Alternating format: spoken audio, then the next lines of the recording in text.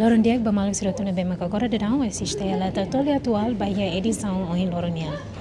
Atura lata baita bosira katak oin loron iha Hotel Timor rede feto sai no dar 9 ba apresentação oficial bahia divulgação plataforma ação feto e a nível nacional.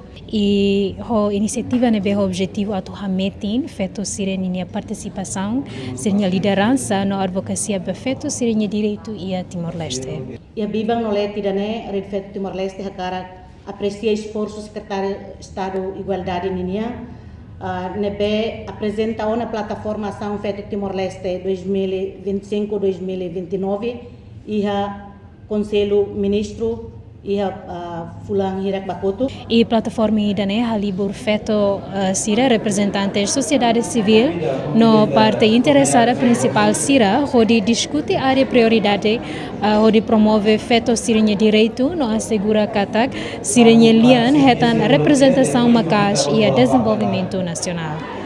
Nebe plataforma idane no governo constitucional considera e no governo constitucional linhas ministeriais ser comprometido a atuar implementação. Tamba iha discussão nebe makmoso e tatene katakne nudar aspiração husi feto maluk sira representante husi município Hutu e tatene katakne nudar lian husi feto maluk sira no maluk portador deficiência sira no comunidade LGBTQI+.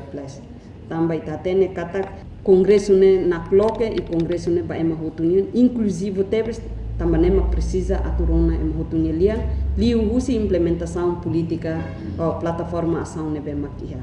E durante l'orontoma aqui participantes sira se envolve e diálogo apresenta recomendação política sira e no traçamos a direção estratégico nebe precisa Bahia empoderamento feto e a nível comunidade no nacional Bahia Timor-Leste continua buras e a social política no econômico.